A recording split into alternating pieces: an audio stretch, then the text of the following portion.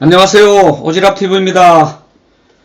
오늘은 왜 한국교회 목사들의 다수가 보수, 극우 또는 우경화가 되어 있을까에 대해서 저의 의견을 말씀드려 보겠습니다.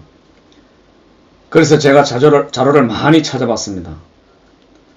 물론 목사님들이 다 그런 것이 아니란 전제로 말씀드리겠습니다.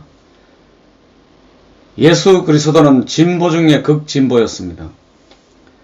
어느 역사를 보면 진보적, 개혁적 역사의 인물들이 아주 많지만 예수 그리스도는 역사에 커다란 획을 그었죠. 일단 저는 구원이다 메시아적 관점이 아니라 역사의 관점에서 말씀드린 겁니다. 어느 날 예수는 율법을 타파한다고 선언합니다. 당시 이스라엘 유대 땅에서는 일대 파란을 일으켰죠. 세상을 폐칵 뒤집어 놨죠. 뿐만 아니라 현장에서 간음하다가 사로잡힌 여자를 사면해버립니다. 당시 유대에서는 간음한 여자를 돌로 쳐 죽이는 사형 제도가 있었습니다. 그렇게 현장에서 사로잡힌 간음 여자를 돌로 쳐 죽이려던 사람들에게 예수는 이렇게 말합니다.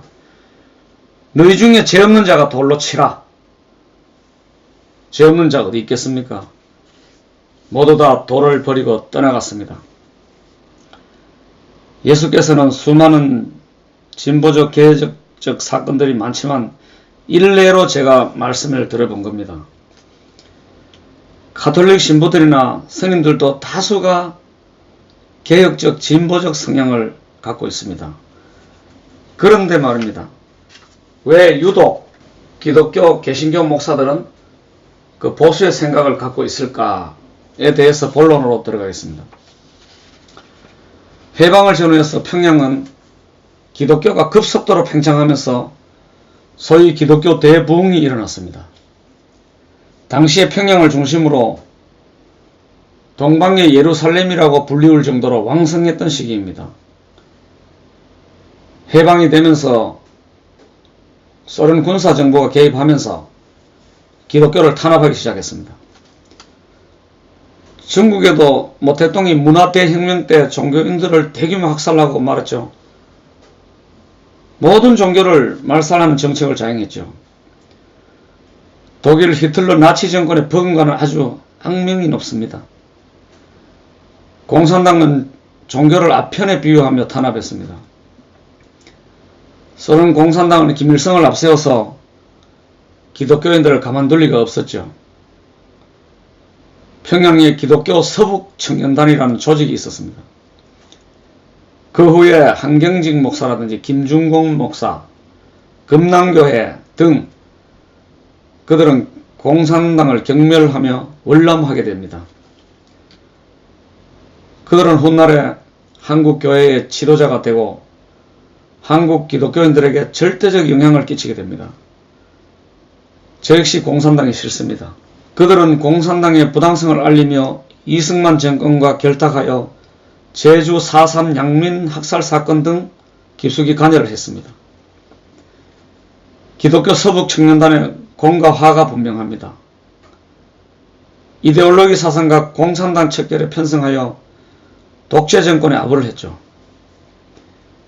이승만 정부는 물론이고 박정희, 전두환 독재자들의 꿈에 딱 맞아 떨어지는 속된 말로 독재자들의 시녀가 되어버렸습니다. 결론적으로 그들은 민주주의를 짓밟아버리는 독재자들과의 역사적 엄청난 우를 범하고 말았습니다. 과거 독재자들은 북쪽의 김일성과의 긴장관계와 적대적 관계를 유지하면서 기독교 서북청년단이라든지 후일의 박정희 정권 때 한국기독교총연맹이라는 의용 기독교 단체들이 생겨나면서 연합하게 됩니다. 이들은 김대중, 김영삼 같은 민주 인사들에게 정치적 탄압에 동조합니다. 그래서 국민들과 민주주의와 인권을 호도하며 시대적 기류에 편승한 중대 범죄 행위를 한 거죠. 이미 제가 하고 싶은 주된 내용이 나왔습니다. 기독교 서북청년단은 한국 기독교의 초석을 놨습니다. 그건 인정하겠습니다. 분명합니다. 하지만 그들은 민주주의의 근간을 흔들어 버렸습니다. 그들로부터 제자가 된 오늘날 목사들과 신도들은 당연히 보수화가 되어버렸죠. 심하면 꼴통이 되어버렸습니다. 빤스 목사, 정치 목사, 정광훈 같은 일탈자들이 많이 생겨난 것입니다. 그 바람에 70년 동안 한국 기도인들은 세뇌가 되어버렸죠. 교회도 권위적이고 어느 단체이든 국가이든지 좌표 찍고 빨갱이 몰이 하면 그 리더는 그 단체를 이끌기에 아주 용이합니다. 다음 시간에 또 그런 부분에 대해서 한번 다뤄보려고 합니다. 서두에도 말씀드렸습니다만 예수 그리스도의 인연과 철학에 반하는 반기독교적 반민주적 행위를 하고 말았습니다. 표현이 적절할지 모르겠습니다만 그들은 양날의 칼을 휘두르고 말았습니다. 오늘날 양극화의 이념, 진보와 보수의 극한의 대립구도에 지금도 한국교회가 깊숙이 관여를 하고 있습니다. 그냥 종교는 종교, 목사는 목사, 그만치만 하면 되는데 아주 나가도 많이 나가버렸습니다. 극우 목사들은 종북, 좌파, 빨갱이 몰이 이제 그만하십시오.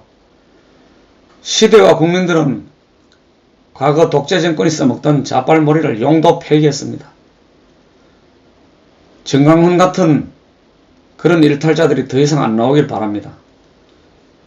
이미 아날로그 시대에서 디지털 시대로 3D 영상 시대로 제4차 산업혁명 시대가 도래했습니다. 스마트폰을 들고 있는 스마트한 국민들은 이미 집단 지성체입니다. 과거 언론을 통해서 국민들의 눈과 귀를 막는 데는 한계가 있습니다. 부디 시대 정신에 부합하지 않으면 도태되고 맙니다. 물론 저의 말이 100% 맞다라고 말하지 않습니다. 다만 역사의 사실을 근거로 말씀드리는 겁니다.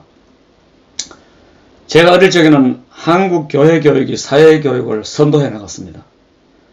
교회가 먹을 것도 많이 주죠. 참 먹고 살기 힘들 때 아닙니까?